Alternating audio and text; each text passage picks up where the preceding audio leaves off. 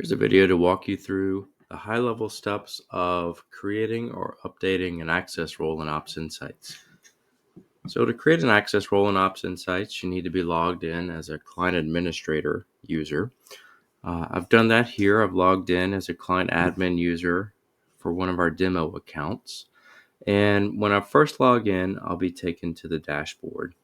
So to get to the access role section of Ops Insights, we just need to head over to the left-hand navigation bar here and click on the access roles link. When the page loads, you'll see a listing of all of the enabled access roles that are in the account. And from there, we can either choose to update an existing access role or we can choose to create a new access role. Regardless of what we choose to do, the steps to create or update an access role are exactly the same. So in this video, we'll cover how to create or clone an access role. That will be our use case for this particular video. But before we get there, I will show you how to get to the update screen for an access role. So for instance, if we're looking to go through the steps to update an access role, here's how you would do it. You just click on the role name itself, and then from there you'll see a window appear or load on the screen. From there, there's a few different tabs. We can see a role overview, any users that are assigned to the role, and any reports that are assigned to the role. And from there, all we need to do is click on update role here in the role overview. Obviously, if we click on user assignment, update user assignment, that's going to take us to a different step in the update process. And then the same with report assignment. If we click on report assignment here or update report assignment, click on that button, it's going to take us to the report assignment step. So to start from the beginning, obviously click on update role. And if you wanted to fast track or skip some steps, you can click update user assignment to get directly to the user assignment step. Same with report assignment. That's how to get to it if you're updating a role. Again, we have several videos on our client documentation site that will walk you through how to update an access role in Ops Insights. So if you need additional information regarding that, check that out. If you do have questions above and beyond or what's not covered on our client documentation site, you can also reach out to our support team, support@opsinsights.com. But for the purposes of this particular video, what we're going to do is we are going to demonstrate the steps. We're going to walk you through every single step of, in this case, we're going to clone an access role. So when we go to create an access role, we click on new access role here. There's going to be three options for us. We can create a new role from scratch. We can clone an existing role. So we can copy everything from an existing role that already exists in the account, or we can create a templated role. And what a templated role is, it's a curated list of our base reports that have been assembled and selected by our admin team. So what we've done is we've gone through and we've figured out, okay, here are some important job positions, roles, functions that occur in the title industry.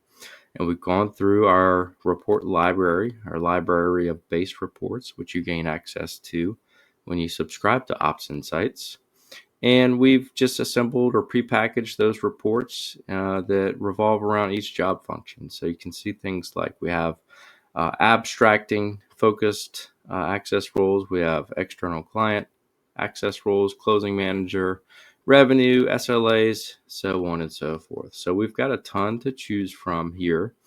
And templated roles are just a way to quickly and easily implement or onboard a new user into Ops Insights. So you can actually create a templated role and have a new user or users that work in a particular department or do a specific job function at your company. You can have them onboarded in Ops Insights very quickly and very easily using our templated roles. Now, we were not going to cover that here in this particular video. We do have several videos that will actually walk you through how to deploy specific templated roles.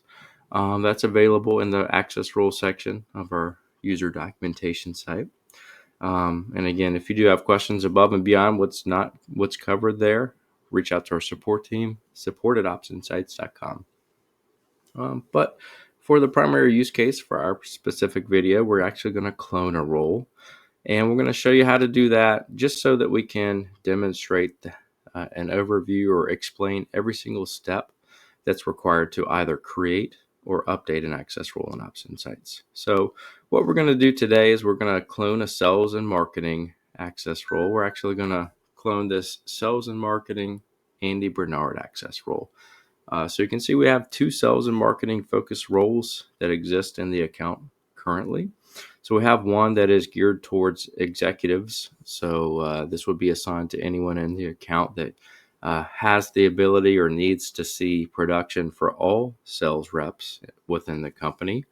And then we have one that's focused on an individual. So when this person, Andy Bernard, when they log in and they see the reports that are assigned to their dashboard using this sales and marketing Andy Bernard access role, and this individual can only see deals or orders or closings or whatever reports are assigned where they are attached to the file as the sales rep. So it is important to note out here that we're demonstrating this using a Resware demo account. But the same holds true for any title production system, whether we're using RamQuest or Resware or any other title production system. So in our use case here, what we're going to do is we're going to onboard a new sales rep for our company. And we're going to do that by cloning this existing sales and marketing Andy Bernard role. So we know that we've set up Andy Bernard with all the reports that he needs, but we need to go in and onboard our new sales rep. And our new sales rep is Jim Halpert. So we have Andy Bernard here with the company, and he's using the reports on his dashboard, and we want to provide the same access to Jim. So we're going to first, when we select to clone this role, the Andy Bernard role, we're going to be taken to the client role step here. And this is the first of 5 steps. In the client role step, it's fairly straightforward. We're just going to assign a name for the role. We're going to provide it with a description, and then we're going to choose whether or not this is an internal or an external role. So there are 2 types of roles in Ops Insights. There's an internal role, and then there's an external role. Internal roles are roles that are intended to be assigned to internal users, and external roles are roles that are designed to be assigned to external users. And it's important that we make that distinction for our users because depending on the type, internal or external, they're going to see more features. The internal users will. And an internal user is just a user that works for your company. So, for instance, if an internal user logs into Ops Insights, they'll be able to see the reports in your report library. Obviously, if they don't have access to them, if a report is not assigned to their user via an access role, it will be disabled in their report library because they haven't been granted access to it. But they'll still be able to see all the reports in the report library. They'll be able to request custom reports and have several other features that an external user would not have. And an external user is just a user that works with your company in some aspect. So whether that can be a vendor, that can be a client, maybe a JV partner, the list goes on. This is just someone that you wish to share reports with. And when you share reports with them, they'll essentially just see the reports on their dashboard, and they'll be able to go in and run those reports. They won't have any extra features that Ops Insights provides. So it is important to make that distinction between the users. And it's important to understand that concept because obviously when we're creating or if we're updating roles, we need to make sure that the correct role type is selected.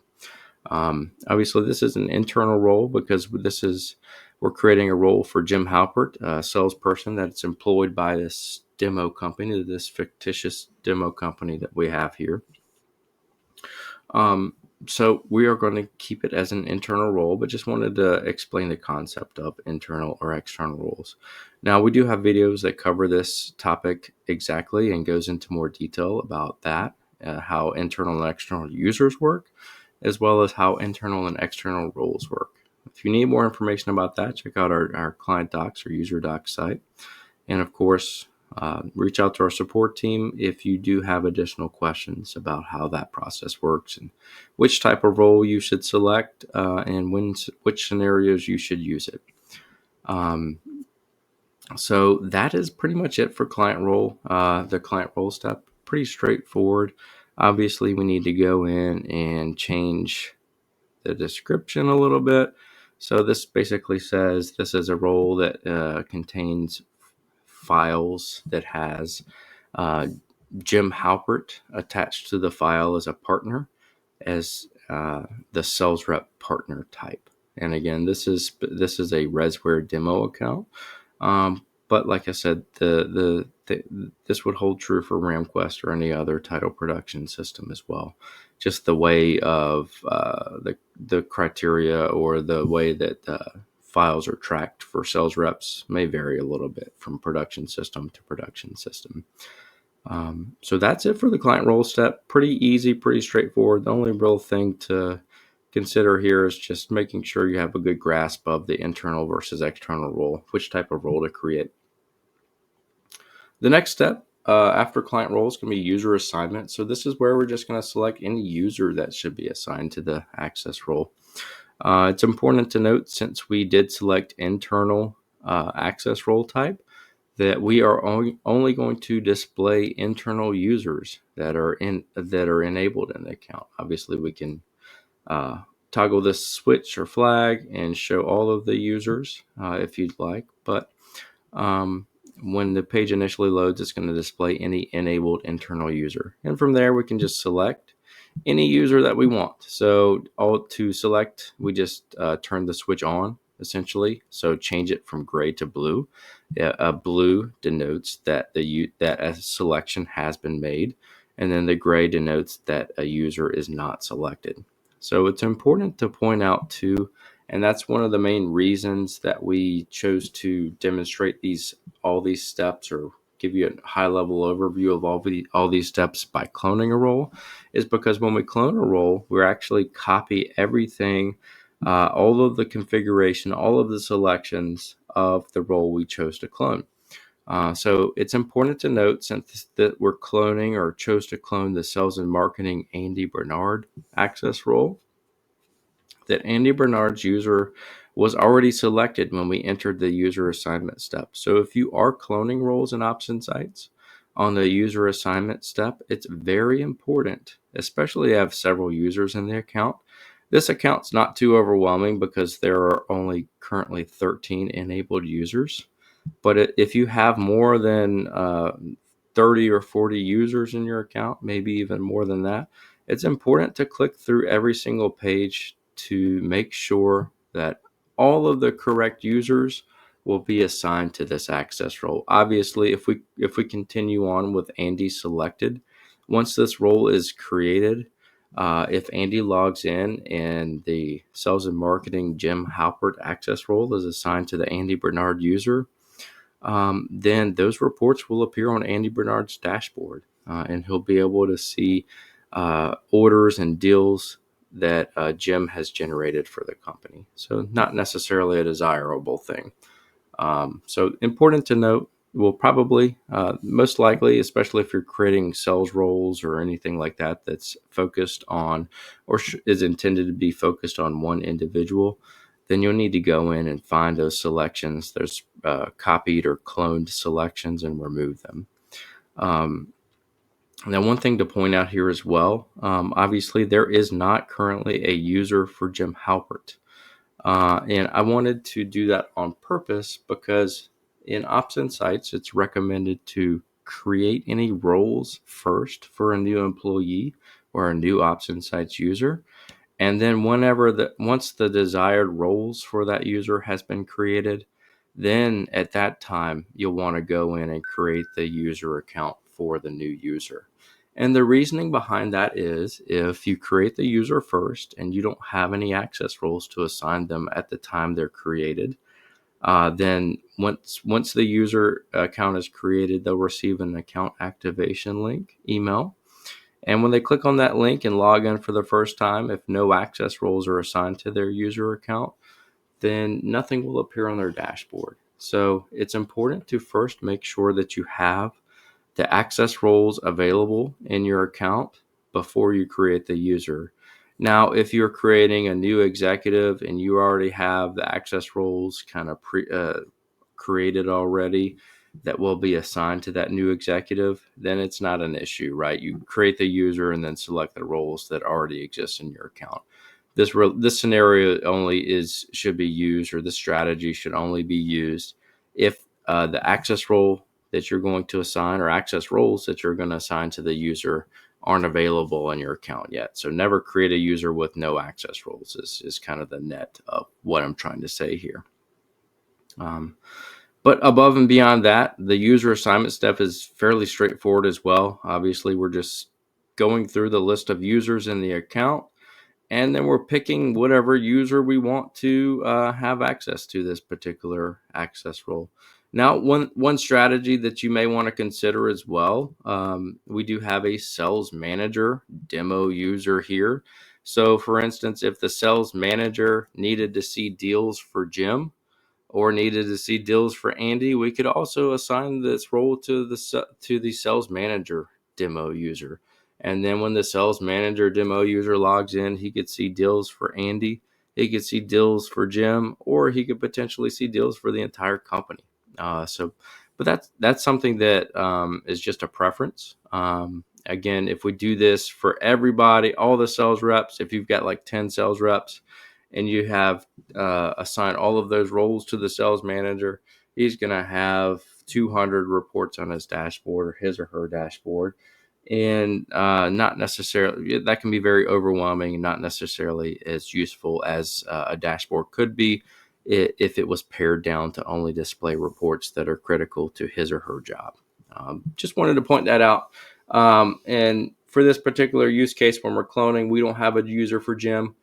So we're just going to continue on with no user selected. So you don't have to select a user in this step. You can create the role and then worry about assigning it to a user later. And we do have videos that walk you through how that process works, creating a user and assigning roles and configuring it properly. We do have those videos available in our user documentation site as well. All right, so we've completed the user assignment step. And the next step is we just need to figure out which reports we want to share to any user that will be assigned to the sales and marketing Jim Halpert access role. So the beautiful thing about cloning an access role is that we will have those reports already selected. So since we had already kind of figured out in the past what reports we wanted to share with sales reps, when we figured that out with the sales and marketing Andy Bernard access role, we had already kind of flushed that out and figured out, okay, these are the handful of reports that a sales rep at our company, our demo company, needs to see. So if you do have questions about figuring out which reports or the strategy behind assigning reports to users, we actually have videos on that as well. You can check those out on our client documentation site also. But basically what I'm doing here, if you're either this scenario works if you're creating a templated role, because a templated role comes with pre-selected reports, or if you're cloning a role, or if you're updating a role, you can click on the show assign reports only. You can toggle that switch from, it defaults to say all reports, but you can toggle that over to assign reports only. This is just going to show you any report that's currently assigned to this access role.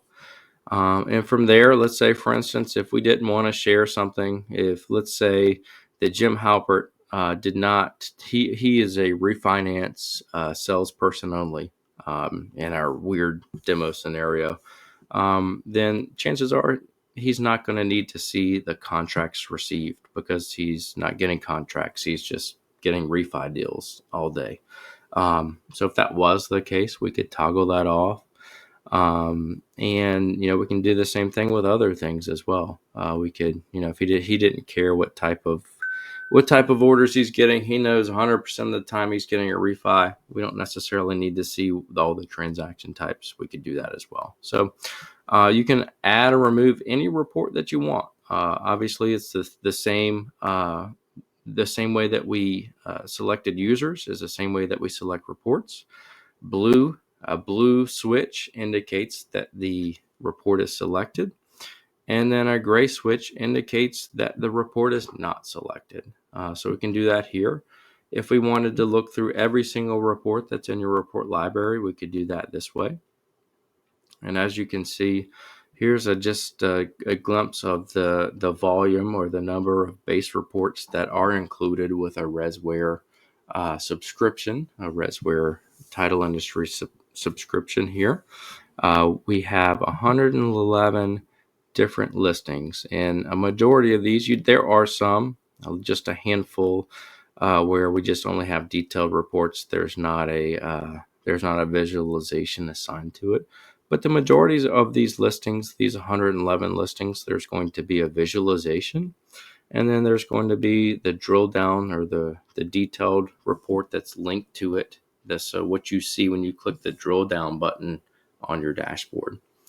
Other than that, some valuable information here or useful information that's listed with these reports.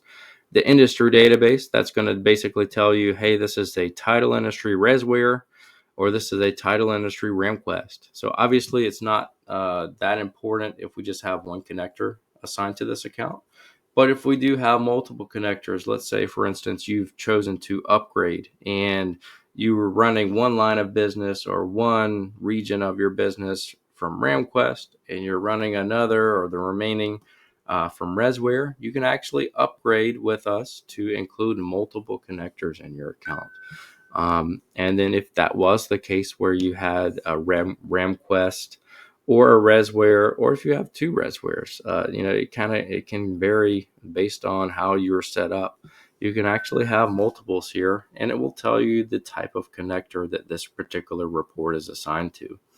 From there, if you did have multiple connectors, you can see the name of the connector. So for instance, if we had a RamQuest demo and a ResWare demo enabled in this account, we would see the difference. It would just display the name. Instead of ResWare demo, it would say RamQuest demo. Or if you had a regional type of setup with different production systems, it would be named appropriately. From there, we can see base report, or we can see custom report. That's the accessibility. So that will also tell you if this is a base report or an out-of-the-box report that was included with your Ops Insights subscription, or it will also inform you if it's a custom report, if a report has been customized or created from scratch by our report writing team, which is an additional service that we offer to our clients, the report writing service as well. From there, you can also go in and click on the reports and preview them. So if you had questions about how a report works, obviously we just noted that there are a ton of reports that come out of the box. And if you did have a bunch of custom reports that were created for your account as well, there's a lot of reports, and chances are you're not going to remember how every single one of those reports works. But what you can do is you can click and preview them. You can actually run these reports and see what type of results come. You can also read the report description, which is a great way or great thing to do to get a better understanding of the purpose, the report's intended purpose, how it works, any criteria values that are required to run the report. Obviously, a red asterisk is going to denote a required field. And we try to include a description of each of those required criteria so that you have a good understanding of what you need to select to make sure that the report runs properly so that you receive the correct results as well. From there, if we have any complicated columns or any columns that contain custom logic or anything along those lines, we'll have a column definition section, and it'll explain to you how that information in that particular column is found in your production system, which fields it comes from, how a calculation is performed, or anything along those lines. So this is a very valuable thing that's available to you. You just click on report description and it'll show it there. Obviously, the detailed report will display. We have a window pane to the left of our criteria selection section here that will also display it. And then that's it. You can run the report and make sure it is what you want. And if it's not, then you can just add or remove it at any point in time. So very easy, very straightforward to make sure that you're selecting the right reports for this access role, which in turn will be the right reports for any individual that is assigned to this particular access role. So we're just going to go with the pre-selected reports, which is if we're cloning it, especially for a sales-driven purpose, chances are we've kind of flushed it out previously which report should be assigned to a sales rep at the company, and we just kind of need to move forward, make sure everything is right, and then continue on. And that's what we'll do. We'll continue on over to the standard criteria step. So up until this point, steps 1 through 3, client role, user assignment, and report selection are pretty straightforward. When it gets to a little bit more confusing or a little bit more complicated, that's when it comes to standard criteria and criteria lock-in. So obviously, standard criteria is the step we're on now. And I do want to point out, if you are creating, updating an access role, we do include a brief description of what is going on in each step. So if you do have questions if you're doing this on your own, you always have this displayed here for you that will inform you of kind of what you need to do in each step as well. So always refer to that if you have questions when you're creating or updating an access role.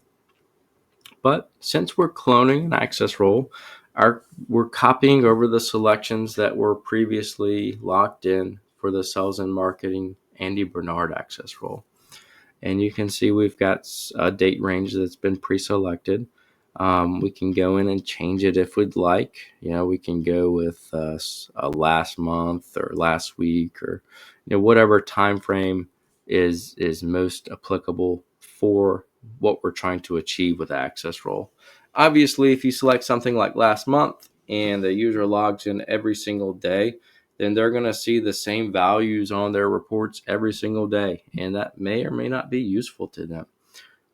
So we typically recommend going with a this month type of approach.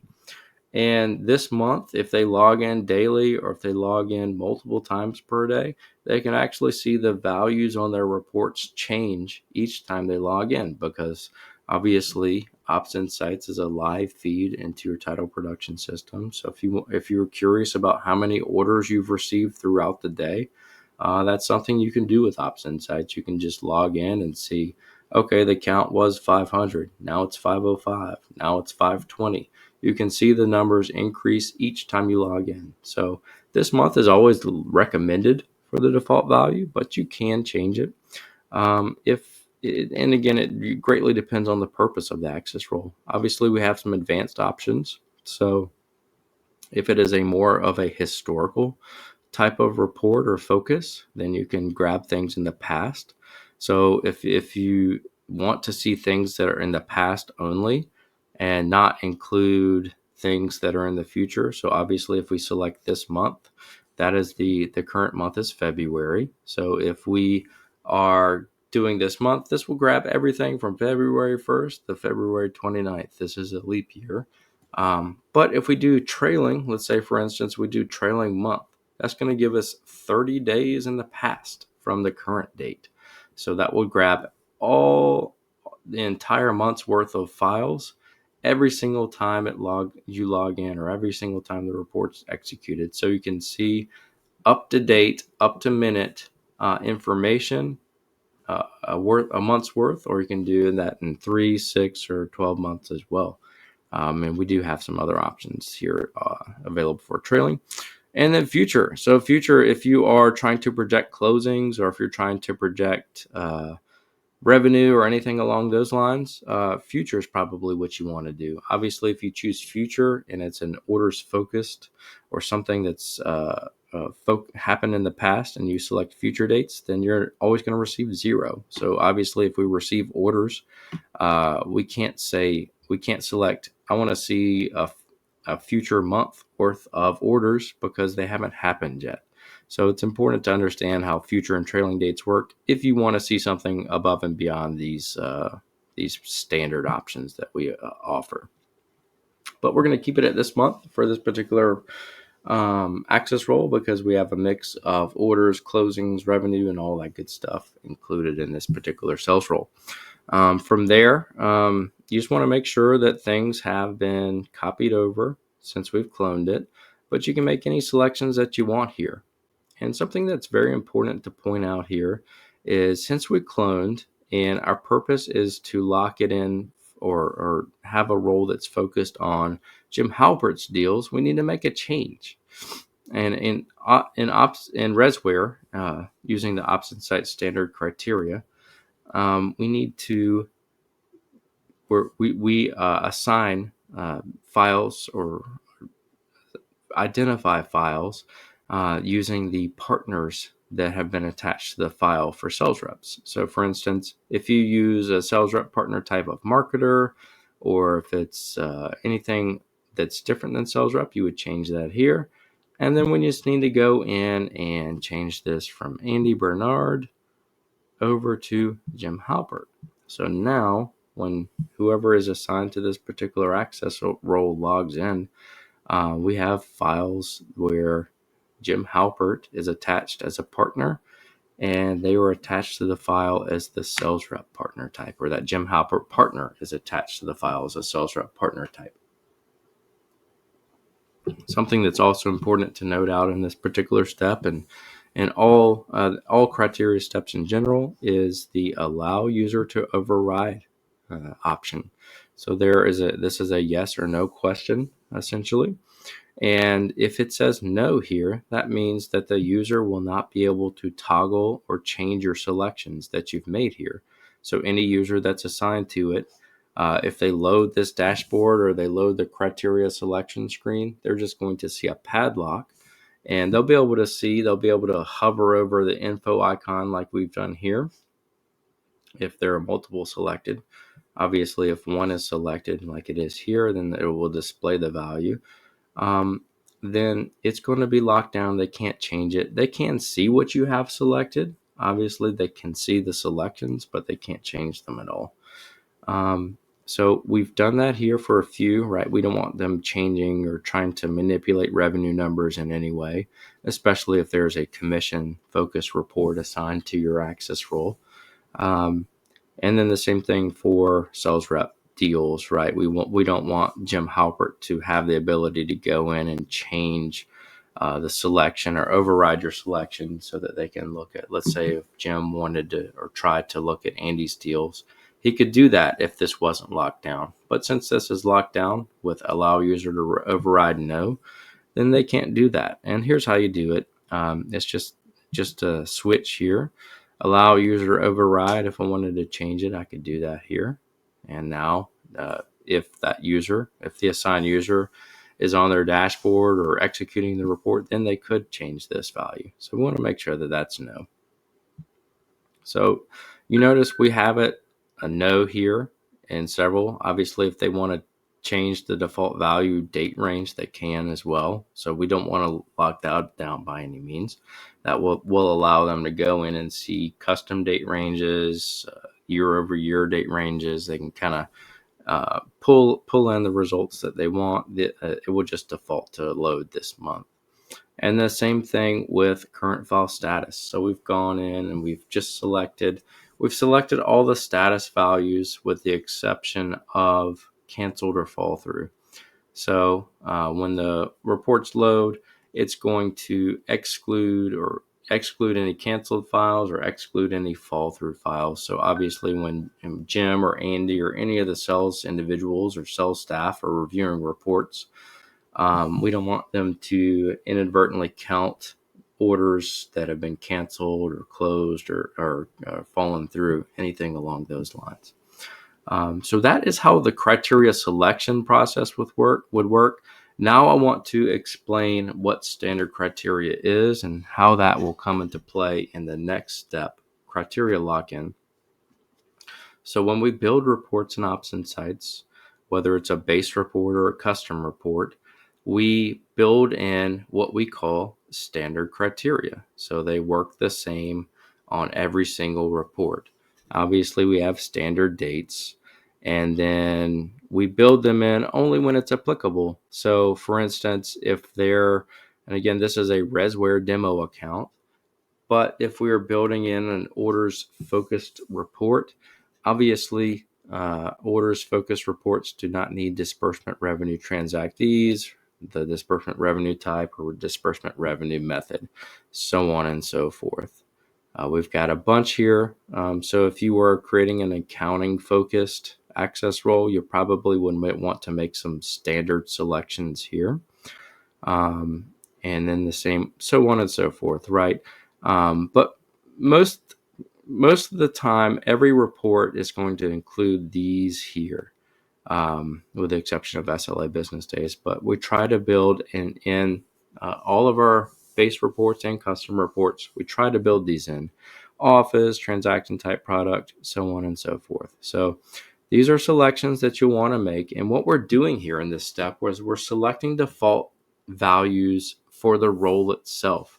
So what we're trying to say is, as a general rule of thumb, whenever a report is assigned to this access role, it should have a default value for this criteria filtering option. Obviously, that's very important for the optional partner type and optional partner company criteria filtering options, because we want to make sure that we're capturing only the files that Jim Halpert is assigned to the file as a sales rep partner. But that could be critical for other use cases and scenarios as well, depending on how your company is structured. But we're just basically selecting default values that should be assigned to the role itself. We're not actually putting pen to paper and selecting criteria values for reports. That's what we'll do in the final step. We're just basically saying, as a general rule of thumb, these are the default values that should load in for this particular access role. And then from there, we'll have the ability to go in and select criteria filtering options for every single report that we selected in this report selection step. So I've gone through and we've selected or made sure that our selections here, default selections for standard criteria for this particular role, are correct. And the next thing we need to do is we just need to go over to the criteria lock-in step. So now we've selected standards or defaults for the role itself.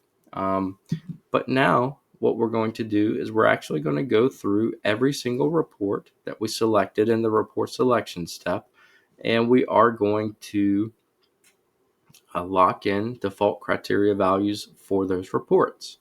So I'll show you how the standard criteria works and why this is important, because now, like I said, we just need to go through all of those listings of reports. You can see that they're broken down into common sets. We have 12 common sets, and I'll show you how that works in just a moment. We just need to go through all of these common sets of criteria and make sure that the selections are correct. And what we're doing is we're actually locking in or assigning criteria filtering options to the reports that were selected in this step. So let's go back to that step here briefly, and we're going to show you how many reports we had. So we have 20 total items listed in this table. So the table is just displaying reports that are assigned to this particular access role. So, but what you'll notice is there is a visualization and a drill down listed in every single line. So that is a total of 40 reports that are assigned to this access role. So in order to view reports and ops insights, they have to have default criteria values assigned to them in order for them to load properly, especially with the sales rep locked down the way that you want it. So there's a few ways that we could have done that. We could have just asked our users to go in and make 40 selections for all 40 reports. which is very time consuming and tedious, especially if you are doing this, making the exact same selections over and over again. And that's why we implemented or created this concept of common sets of criteria. So what a common set is we have an algorithm that looks through all of the reports that we selected in this report selection step, and it groups them by the criteria values that they share. So you can see, instead of having a listing of 40 different reports, we just have a listing of 12 different reports. So I'm going to click on View Assign Reports here for common set number 1. I'm going to click on it. And what happens is the report assignment window will appear, and you'll see a listing of 8 total reports. So instead of us having to go through and individually select the exact same criteria filtering options for all 8 individual reports, we are just going to make one selection for common set 1, and those selections will be applied to all 8 reports. So instead of us doing this 40 times over, we're just going to do it 12 times. And the reports that are assigned to each group varies, and it just varies by the criteria values that are assigned to those particular reports.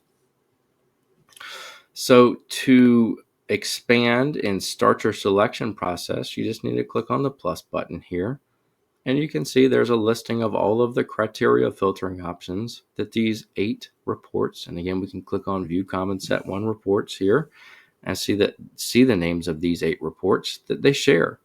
If you do want to preview these reports, you can just click on the link here, and just as I demonstrated in the report selection step, you can reread or review those report descriptions, or you can actually run the reports in this step as well to make sure that you're making the correct selections for the reports that are assigned to this particular common set of criteria.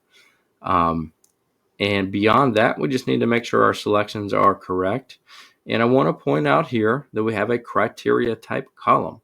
If you hover over the info icon here, it's going to explain to you what the difference is between standard criteria and report specific criteria.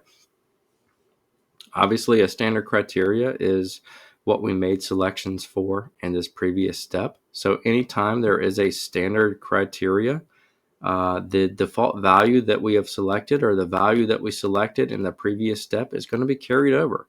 So we're trying to make it as efficient as possible to select criteria for every single report that's assigned to the access role. And we tackle that two ways. We have copy our standard criteria, or the default standard criteria values that we selected in this previous step, over to a report if it has a standard criteria, or if it has that standard criteria. And then we also group the reports together by the criteria that they share.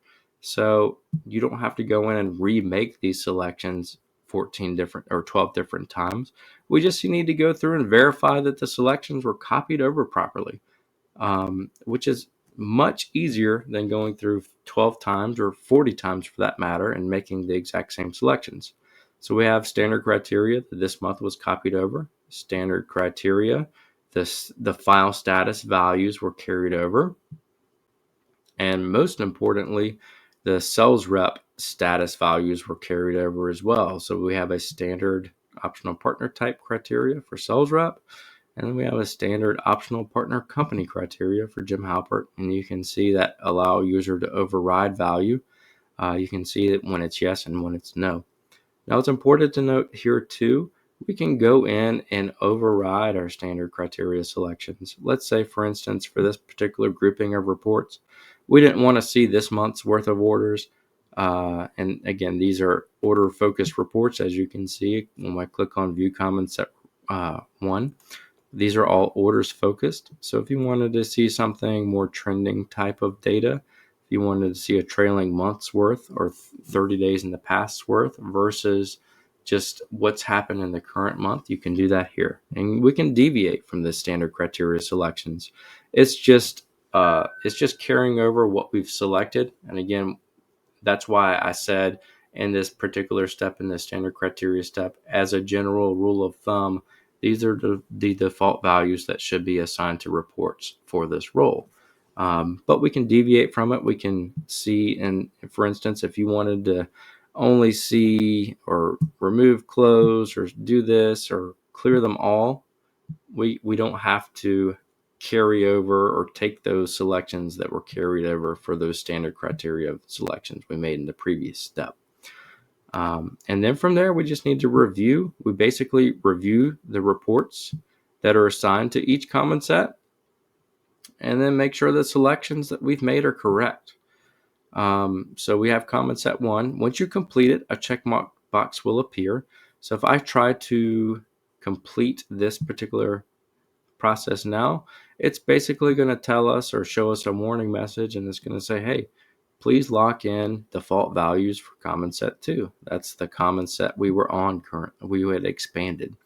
And this is where we can actually see an example of a report-specific criteria.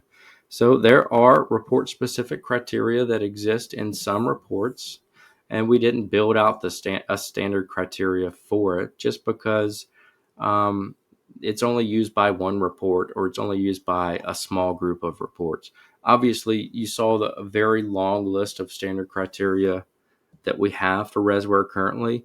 If we built that out for every single criteria that exists in every single report, it would be a bit overwhelming to review and make sure that we have standards selected. So there are times when we build in what we call report-specific criteria. Obviously, a report-specific criteria is specific to a grouping of reports. In this case, we'll view these common set 2 reports and see that this criteria here, action to complete file, is report specific to these 4 reports. Recently lost clients report, recently lost referral agents, and recently lost referral agents report. So it's just the visualization and it's linked drill down. Now, if you're unsure about what that criteria is or how it works, you can expand it, and then there's going to be a description that explains what that criteria is and how it works. The great thing about cloning is, obviously, since we cloned the Andy Bernard sales and marketing access role, the selections for report-specific criteria copy over. But if we were creating this from scratch, or if we were creating a templated role and a report had a report-specific criteria, or a grouping of reports had a report-specific criteria, we'd have to just go in and make a selection here. It would show as select criteria, and we would just need to make any applicable selections. Something that's important to point out here as well. Let's try to clear this out and lock it in. So if we try to complete this step without a required criteria, it's going to tell us or show us a different warning message. It's going to tell us to please lock in a criteria value for any criteria that are required to run the report. And we can tell that if a criteria is required to run the report or not based on this red asterisk. So we can know or denote that actions are needed or default values are needed anytime you see a red asterisk there. And then we just simply need to make sure that we make a selection here. And we will just search for a recording action. And we'll just select one here and continue on. And we'll just go through each of these common sets until we reach the end. So until we reach or have selected values for all 12 of the common sets. And then once you complete the process, you click Complete Criteria Lock-in Step. Now, obviously, I'm not going to go through this entire thing here, since the purpose of this video was just to explain to you what all of the steps are and how they work. We do have several videos on our user documentation site that are focused or geared specifically towards standard criteria, what they are, how they work, and how to use them and implement them properly. And then we have several videos that explain the standard criteria process, how standard criteria values or the selections you've made in the standard criteria step, how those values are applied as default values when we're doing the common sets in the criteria lock-in step. We also explain or go into depth, more detail about what common sets are and how they work. So if you do have questions about standard criteria, criteria lock-in, or any of the other steps, we do have a lot of information available on our user documentation site in the access rules section. Now, if you do have questions that are above and beyond or not what's addressed in those videos, please feel free to reach out to our support team. We're happy to work with you and answer any questions that you may have. So that'll do it for us today. If you do have any questions, again, feel free to reach out to us, support@opsinsights.com. Thanks.